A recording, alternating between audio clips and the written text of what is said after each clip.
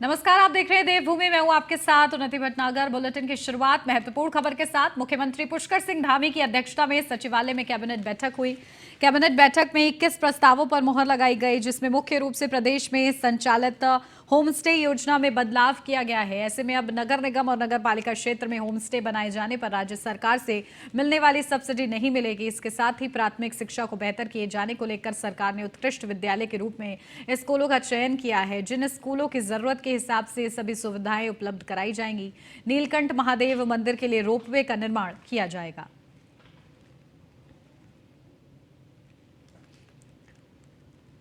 तो अवस्थापना बोर्ड पर लगी मोहर, आएगा अध्यादेश। उत्तराखंड कैबिनेट में 21 प्रस्तावों पर मोहर। इसी के साथ हर 5 किलोमीटर के दायरे में बनेंगे उत्कृष्ट स्कूल। था दूसरा मत था नीलकंठ महादेव में।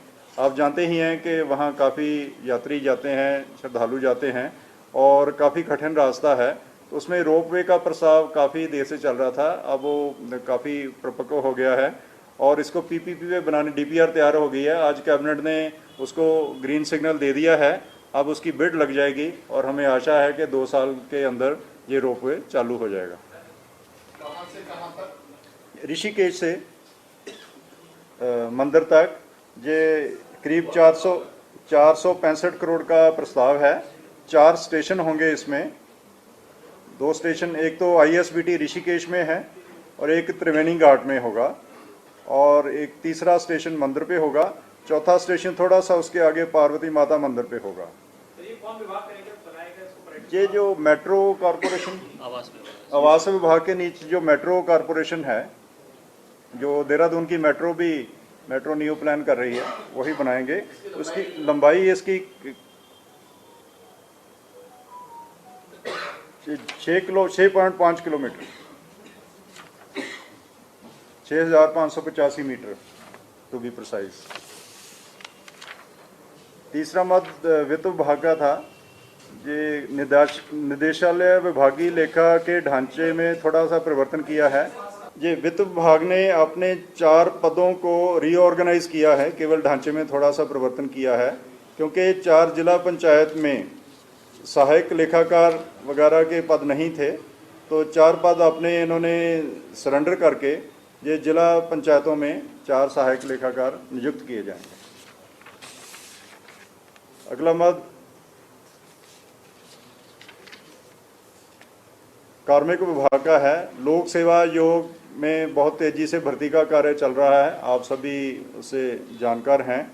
जितना भी बैकलॉग है उसको निकालने का प्रयास किया जा रहा है। वर्कलोड बढ़ने के कारण उनको 30 पदों की ज़रूरत थी, तो ये एक टेम्परेरी व्यवस्था में संविदा के आधार पर 30 अस्थायी पद लोक सेवा आयोग हरिद्वार को स्वीकृत किए गए।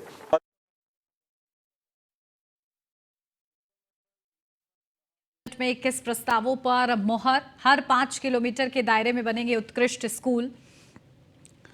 और इसी के साथ निगम और पालिका क्षेत्र में होम स्टे अनुदान नहीं मिलेगा। तो 21 प्रस्तावों पर मोहर लगे हैं। उनकी क्या विशेषताएं हैं वो आपको बता रहे हैं। बिल लाओ इनाम पाओ योजना 1 साल बढ़ाने को मंजूरी दी गई है इस कैबिनेट बैठक के जरिए। इसी के साथ साथ अब बैंक में भी मिलेगी ई स्टाम्प की सुविधा। तो ये महत्वपूर्ण निर्णय लिए गए हैं। विचार मंथन करने के बाद 17,648 पॉली हाउस लगाने को मंजूरी। 1 लाख को रोजगार मिलेगा इसी के माध्यम से। हाईवे के किनारे भवन निर्माण के लिए नक्शा जरूरी है। साथ ही साथ शराब पर वैट 20 से घटाकर 12% किया गया है। तो ये एक और महत्वपूर्ण निर्णय। साथ ही 22,000 उपनल कर्मियों को हर माह प्रोत्साहन भत्ता दिया जाएगा। तो नीलकंठ महादेव मंदिर के लिए रोपवे के निर्माण को भी मंजूरी दी गई है। इस कैबिनेट बैठक में विचार विमर्श करने के बाद अवस्थापना बोर्ड पर मोहर लगी है। अध्यादेश भी इसको लेकर लाया जाएगा। तो हर 5 किलोमीटर के दायरे में बनेंगे उत्कृष्ट स्कूल। तो ये महत्वपूर्ण निर्णय है। धामी कैबिनेट में ये निर्णय लिए गए हैं, जहां सीएम धामी ने अध्यक्षता की कैबिनेट बैठक की और जैसे कि संभावना थी कि कई अहम प्रस्तावों पर मोहर लगेगी, इन अहम प्रस्तावों पर मोहर लगाई गई है, जो कि हम आपको लगातार ग्राफिक्स के जरिए बता रहे हैं। बिल लाओ इनाम पाओ योजना 1 साल बढ़ाने को मंजूरी दी गई है। इसी के साथ अब बैंक में भी इस स्टाम्प की सुविधा मिलेगी और साथ ही साथ 17,648 पॉली हाउस लगाने को मंजूरी मिली है। 1 लाख को रोजगार भी मिलेगा इसी के माध्यम से। तो हमारे ब्यूरो चीफ सुदीप जैन हमारे साथ जुड़ गए हैं, सीधा उन्हीं का रुख करते हैं। सुदीप, क्या कुछ जानकारी? देखिए 21 प्रस्तावों पर मोहर लगी है, क्या कुछ विशेषताएं इनकी, महत्वपूर्ण निर्णय लिए गए हैं और जिनकी लंबे समय से इंतजार भी किया जा रहा था, उन प्रस्तावों पर भी मोहर लगी है?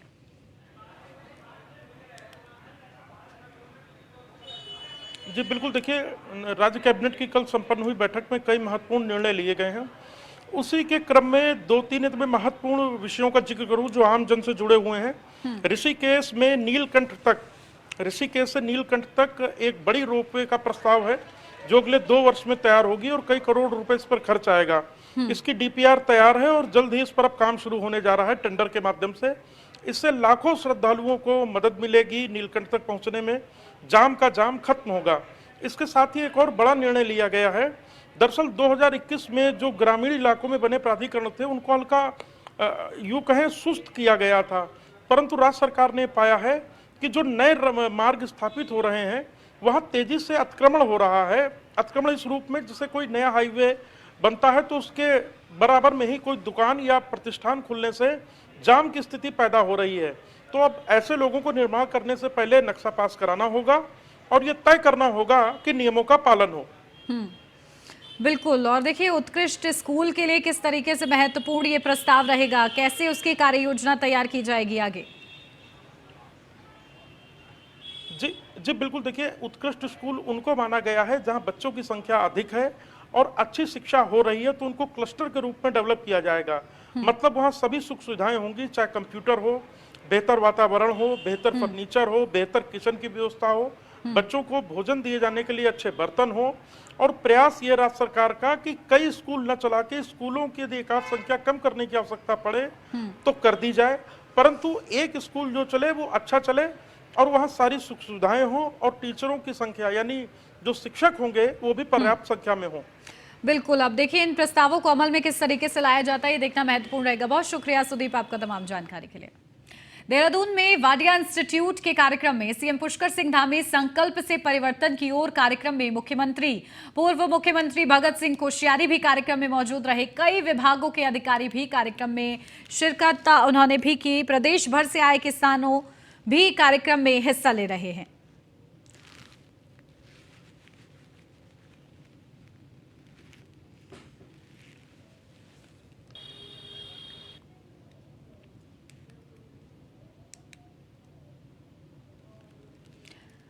हमारी स्थापित हों, एक कुमाऊं में और एक गढ़वाल में, और जो राज्य के लिए जो हमको उपयोग में लाना है उनकी व्यवस्था हम लोग अलग प्रकार से करेंगे, लेकिन पूरे देश के अंदर ताज़े फल और ताज़ी सब्जियां उत्तराखंड से जाएं, इसलिए हमने 18,000 पॉली हाउस इसी साल बनाने का निर्णय लिया और कल मंत्रिमंडल में हमने इस का फैसला भी किया है। इसके साथ ही राज्य में उच्च मूल्य वाली फसलें जैसे कीवी है, ड्रैगन है, फ्रूट स्ट्रॉबेरी, इन सबको भी बढ़ावा दे रहे हैं। पिछले दिनों आप लोगों ने देखा होगा कि यहाँ के राजभवन में, हमारे राजभवन में बसंतोत्सव बहुत धूमधाम से मनाया गया और क्या शानदार, जिस प्रकार से बसंत ऋतु के आगमन से हम लोग प्रसन्न होते हैं, उसी प्रकार से वहाँ विभिन्न प्रकार के फूलों फलों की जो प्रदर्शनी लगाई गई थी वो अपने आप में अद्भुत थी। आप सब जानते हैं कि एप्पल स्वादिष्ट फल होने के साथ साथ जो शरीर के लिए आवश्यक पोषक तत्वों से भी ये फल भरपूर होता है। तभी तो किसी ने कहा है, an apple a day keeps the doctor away. और मैं भी जब छोटा था बचपन में तो सेब खाने में बहुत आनंद आता था। और एक बात और भी है, जो पहले की तरह सेब मिलते नहीं है, वैसे वो जितने स्वादिष्ट होते थे, जितना उनके अंदर से खाते ही जिस प्रकार का रस निकलता था वो अब कुछ कम हो गया है। अब चड्डा जी इसमें भी आपको जो है थोड़ा इसमें भी शोध अनुसंधान करना पड़ेगा। और जो सेब बहुत खाते थे, मैं भी खाता था, उनके गाल भी जो है सेब जैसे होते थे। क्यों, ठीक है ना? शर्मा जी बताइए।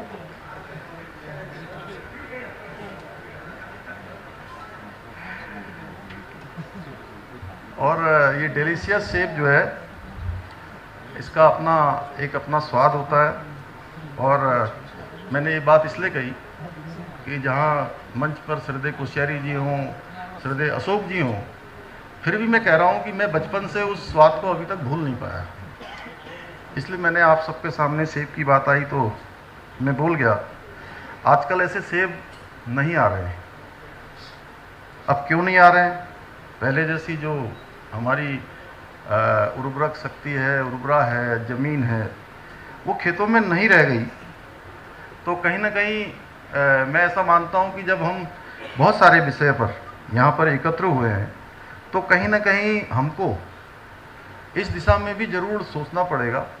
और जब हम बहुत सारे अनुसंधान कर रहे हैं, जहाँ अच्छे पौधे ला रहे हैं, अच्छी उनकी फसल को उत्पादित करने का काम कर रहे हैं, उसकी मात्रा बढ़ा रहे हैं, तो यह भी एक विषय हमारे लिए थोड़ा सोचनीय विषय है। इस पर हमें काम करना होगा कि किस प्रकार से कीटनाशकों से, कृत्रिम खादों का प्रयोग करके अपनी जो हमारी जो मिट्टी है किस प्रकार से बर्बाद हो रही है।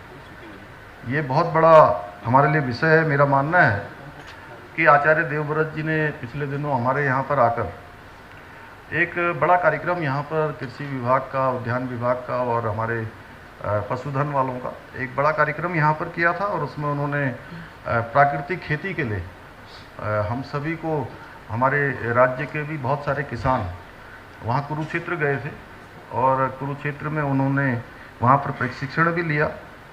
क्योंकि एक प्राकृतिक खेती है जिसमें अगर खाद भी हो तो प्राकृतिक हो, कीटनाशक भी हो तो प्राकृतिक हो, और कृषि के संसाधन भी हों तो वह भी प्राकृतिक हों।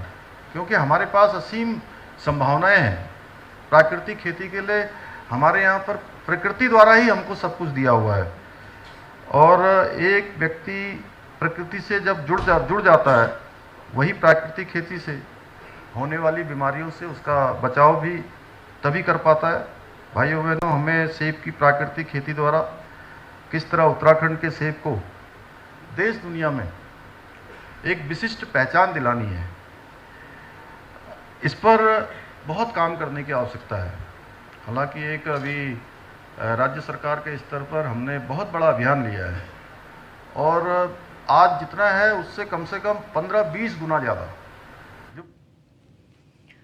खबरों में बढ़ते हैं आगे। रुद्रपुर में केंद्रीय रक्षा एवं पर्यटन राज्य मंत्री अजय भट्ट ने जिला विकास समन्वय एवं निगरानी समिति यानी कि बैठक ली।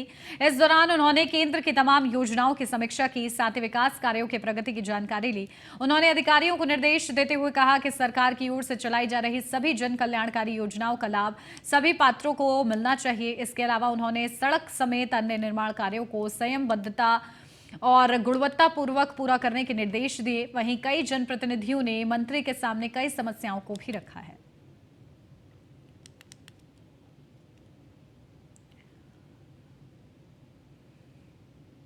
उत्तराखंड में चारधाम यात्रा 22 अप्रैल से शुरू होने जा रही है। मुख्य सचिव एसएस संधू ने मीडिया से बातचीत करते हुए कहा है कि इस साल यात्रा की तैयारियों से बेहतर है। अलग अलग विभाग सभी साधन संसाधन जुटा चुके हैं। मुख्य सचिव ने कहा है कि इस साल बीते साल की तुलना में अधिक यात्रियों के आने की संभावना है। मुख्य सचिव स्वयं अपनी टीम के साथ यात्रा मार्ग का निरीक्षण कर लौट चुके हैं। मुख्य सचिव एसएस संधू ने बताया है कि बीते साल में जो हेली टिकट की फर्जी बुकिंग की शिकायतें मिल रही थी, इस साल पुलिस और साइबर सेल को निर्देशित किया गया है कि वो प्रतिदिन गूगल और सोशल मीडिया के माध्यम से हेली टिकट से संबंधित वेबसाइट को चेक करेंगे। फर्जी वेबसाइट मिलते ही मामले में साइबर सेल मुकदमा दर्ज कर आरोपियों को गिरफ्तार करने का काम करेगा। IRCTC कल ही हमारी बैठक हुई बहुत विस्तृत। इसमें IRCTC जो रेलवे की टिकट बुक करता है उस कंपनी को जो हवाई टिकट करने का इस बार कॉन्ट्रैक्ट दिया है विभाग ने, और उसमें क्योंकि उनका अनुभव है इतने सालों का और उसमें शिकायतें काफ़ी कम हो गई हैं। और ये जो नकली टिकट वाले थे, जो कल DGP साहब भी थे उसमें, साइबर क्राइम वाले भी थे, ये अपनी एक वेबसाइट फर्जी वेबसाइट लॉन्च कर देते हैं, तो हमारा जो साइबर क्राइम वाला सेल है पुलिस का, वो कॉन्स्टेंटली देख रहा है, कोशिश कर रहा है, वो खुद ही गूगल में जाके कि मैं टिकट बुक कराना चाह रहा हूँ, अगर कोई फर्जी साइट वहाँ दिखती है तो उसके विरुद्ध FIR करके उनके विरुद्ध कार्रवाई करने की कार्रवाई लगातार चलती रहेगी, ताकि किसी को गुमराह करके ये लोग चीटिंग ना कर सके। ऐसा कोई प्रकरण सामने तो नहीं आया सर अभी तक? पिछले साल आया था, इस साल तो कोई आया नहीं है। इस साल आपको साइबर क्राइम वाले ज़्यादा डिटेल बता पाएंगे। जब तक इस साल आपने कोई डायरेक्शन दिया है ऐसा कुछ? नहीं, कहा कि ये डेली करते रहेंगे ताकि वो लोगों को मूर्ख बनाए, उससे पहले ही हम उसकी FIR करा दें, उसके विरुद्ध कार्रवाई। IRCTC कुमाऊं की सबसे बड़ी हल्द्वानी जेल में 44 कैदी HIV पॉजिटिव मिले थे, जिसको लेकर एक NGO ने उत्तराखंड हाईकोर्ट में जनहित याचिका दायर की थी, जिस पर आज उत्तराखंड हाईकोर्ट ने सुनवाई की। उत्तराखंड हाईकोर्ट ने HIV पॉजिटिव कैदियों को देखरेख को लेकर IG जेल को सेल को नोटिस जारी कर जवाब मांगा है। साथ ही कोर्ट ने निर्देश दिए हैं कि HIV संक्रमित कैदियों को अलग से रखा जाए और उन पर विशेष निगरानी रखते हुए उनकी देखरेख की जाए। कोर्ट ने IG सेल से ये पूछा है कि जेल में ड्रग्स की सप्लाई कहां से हो रही है, इसे गंभीरता से लिया जाए।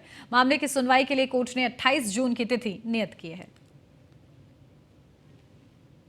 जो भी हल्द्वानी जेल में 44 लोग HIV पॉजिटिव मिले हैं, उसी के बारे में समाधान NGO के द्वारा ये PIL फाइल करी गई थी, जिसके सुनवाई के बाद ऑनरेबल कोर्ट ने IG प्रिजन से इसमें रिप्लाई मांगा है और कहा है कि इनके ऊपर पूरी निगरानी करे। जो भी अगर इस तरह के पेशेंट हैं उनका पूरा ख्याल रखा जाए, उनको अलग से मेडिकली एग्जामिन करके उनको पूरे तरीके से उनकी देखरेख की जाए। और साथ ही साथ इसको देखते हुए उन्होंने एक चीज़ पे और जो लिया है एक्शन, वो ये है कि जेल में ड्रग की सप्लाई भी हो रही है, तो उसको भी देखें कि कैसे उन तक पहुंच रहा है, उसके बारे में। पौड़ी नगर पालिका वार्ड नंबर 7 की सभासद अनीता रावत समेत 3 अन्य लोगों ने कांग्रेस का दामन थामा है, जिस पर कांग्रेसियों ने उनका जोरदार स्वागत किया। अनीता रावत ने बताया कि वे नगर पालिका सभासद रहते नगर पालिका में हो रहे भ्रष्टाचार की आवाज समय समय पर उठाती आई हैं। पहले वे किसी पार्टी से नहीं जुड़ी थी, लेकिन अब उन्होंने कांग्रेस का दामन थामा है ताकि वे कांग्रेस का साथ देकर गलत कार्यों के प्रति जनता की आवाज बन सके। मेरे अंदर सेवा भाव का जो जज्बा है और मैं चैन से घर में नहीं बैठ सकती हूँ, तो 4.5 साल मेरा सभासद का कार्यकाल समाप्त होने वाला है और आगे भी मुझे कार्य करते रहना है, जिसका समाज ने मुझे ये संदेश दिया है कि अकेला व्यक्ति बिना संगठन के कुछ भी कार्य नहीं कर सकता है। इसलिए मुझे संगठन की ज़रूरत थी और मैंने अपने को देखा है कि नगर पालिका में रहते हुए मैंने हमेशा गलत का विरोध किया है और सरकार के द्वारा जो भी आज के समय पर जो भी कार्य किए जा रहे हैं, तो अगर पक्ष मजबूत है तो पक्ष के कार्यशैली का विरोध करने के लिए मुझे विपक्ष में ही जाना था। मेरे अंदर सेवा भाव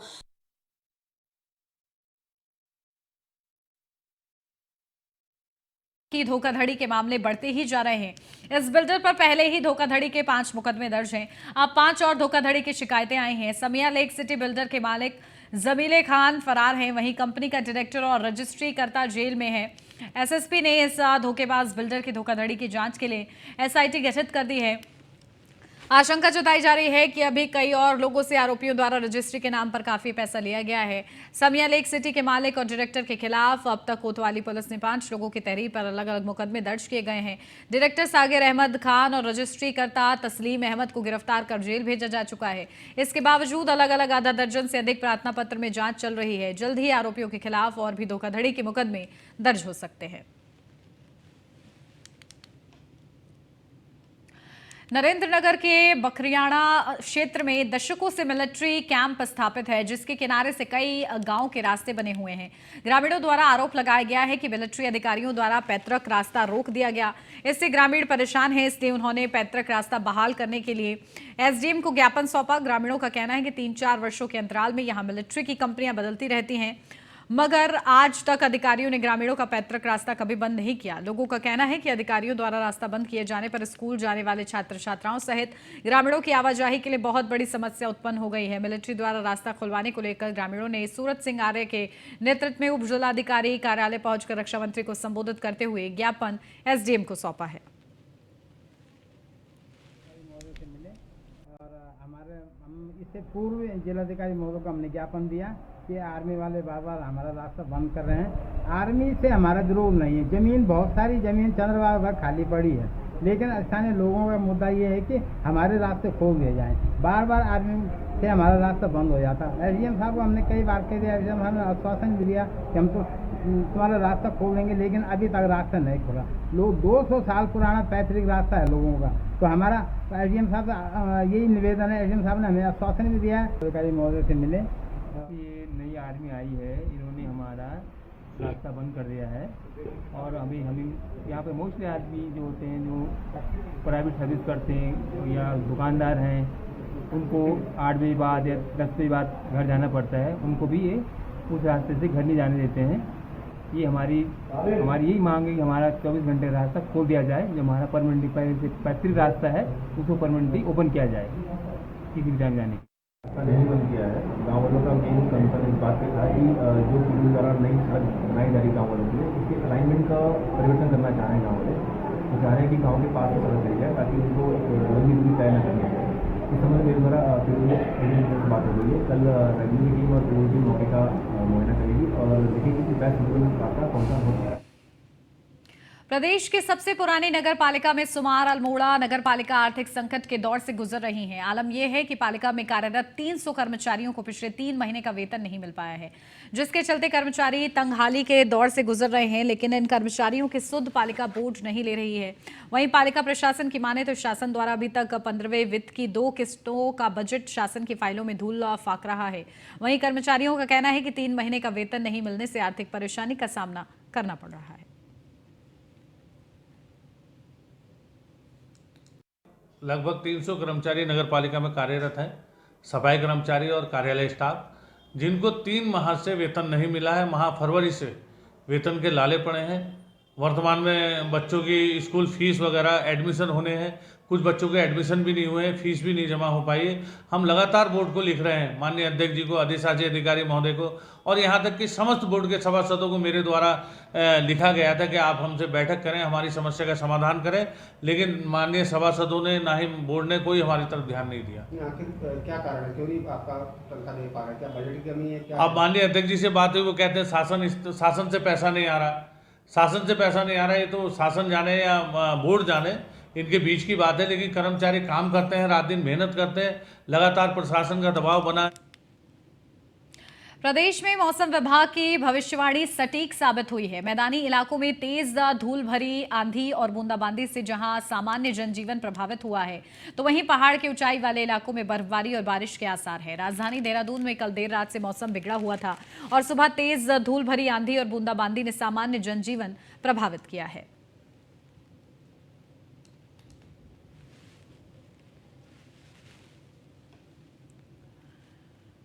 उत्तराखंड में मौसम विभाग की भविष्यवाणी सच साबित हुई है। प्रदेश में मौसम ने करवट बदल ली है और बारिश का दौर शुरू हो गया है। पहाड़ों की रानी मसूरी में झमाझम बारिश हुई। बारिश होने से मसूरी में मौसम सुहावना हो गया। वहीं बारिश होने से तापमान में खासी गिरावट आई है।